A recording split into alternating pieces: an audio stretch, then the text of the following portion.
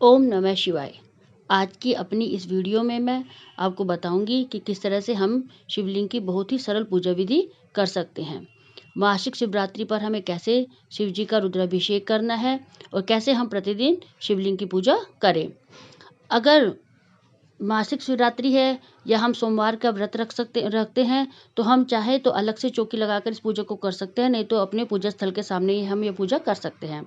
मैंने एक चौकी लगा ली है और उस पर मैं शिव जी की कोई भी प्रतिमा आपके पास है तो हम उसे विराजमान करेंगे। फूलों का आसन देकर यहाँ पर मैंने शिव जी की प्रतिमा को विराजमान कर दिया है। अब हम एक शुद्ध पात्र लेंगे। अगर आपके पास पीतल का या तांबे का है तो आप ले सकते हैं, अगर नहीं है तो आप स्टील का भी ले सकते हैं। इस तरह से हम पात्र में हमें सतिया बनाने हैं। स्वास्तिक बनाने के बाद इस तरह से हम स्वास्तिक बनाएंगे। स्वास्तिक बनाने के बाद हम इसमें जो भी हमारे पास शिवलिंग है घर में हम उसे विराजमान करेंगे। इस तरह से हमें बेलपत्र रखनी है। बेलपत्र का जो चिकनी वाली सतह होती है उस पर हम चंदन से तिलक करेंगे और उस पर हमें शिवलिंग को स्थापित करना है। शिवलिंग को स्थापित करते समय हमें यह ध्यान रखना है कि शिवलिंग का जो जलाधारी का है, हमारा जो मुख है वो हमारा उत्तर दिशा की तरफ होना चाहिए। हमेशा जब भी हम शिवलिंग पर अभिषेक करें तो हमें पीछे की तरफ से करना चाहिए। अब पहले हम जल से स्नान करवाएंगे, फिर हमें कच्चे दूध से स्नान करवाना है। इस तरह से हम कच्चा दूध समर्पित करेंगे। हमें गाय का दूध लेना है या हम जो भी घर में हम दूध यूज़ करते हैं वो ले सकते हैं, लेकिन कच्चा ही हमें लेना है। उबला हुआ दूध हमें नहीं यूज़ करना। फिर हम दही से, शहद से इस तरह से हमें अभिषेक करना है। फिर हम इस पर बूरा से अभिषेक करेंगे। इस तरह से आप चाहें तो पंचामृत बनाकर भी एक साथ अभिषेक कर सकते हैं। मैं अलग अलग आपको करके दिखाऊंगी। फिर हमें इस पर काले तिल अर्पित करने हैं, अक्षत अर्पित करेंगे।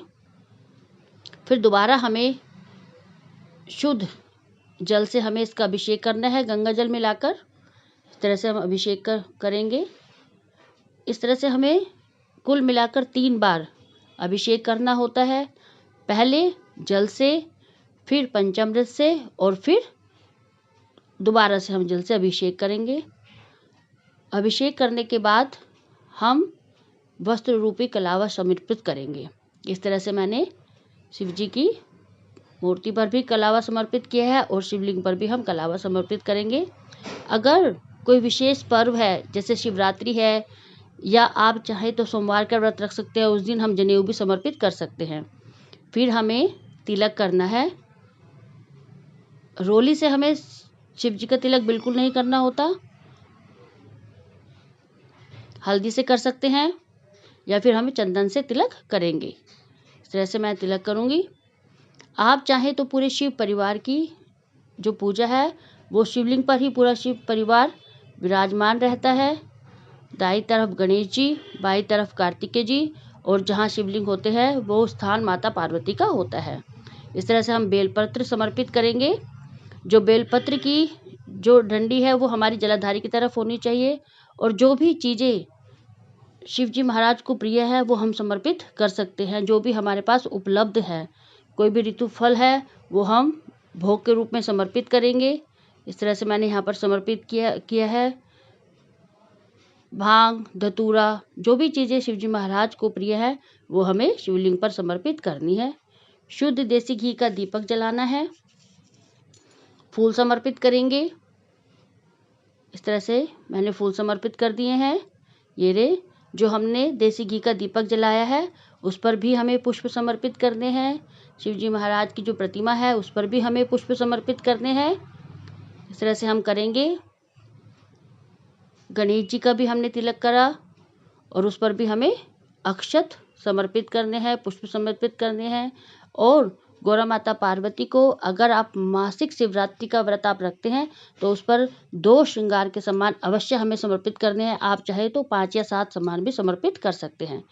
फिर हमें व्रत के समय हाथ में जल लेकर संकल्प करना है और भगवान से इस व्रत के लिए प्रार्थना करनी है कि आज मैं आपका व्रत रखूंगी, जो भी कोई भूल चूक या गलती हो जाए उसे क्षमा करें। और इस तरह से हमें धूप दीप दिखाकर बड़े ही प्यार से और सच्चे मन से हाथ जोड़ते हुए भगवान की आरती करनी है, कहानी सुननी है और इस तरह से हम आरती करेंगे शिव जी महाराज की।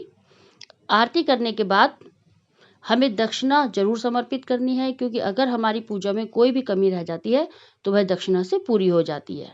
इस तरह से हम दक्षिणा समर्पित करेंगे। यह बहुत ही सरल विधि है जिससे हम प्रतिदिन शिवलिंग का अभिषेक कर सकते हैं, अपने घर पर ही पूजा पाठ कर सकते हैं और यह बहुत ही फलदायी होती है। आपके जीवन में आने वाले कष्टों को खत्म करती है, दूर करती है। अगर आपको यह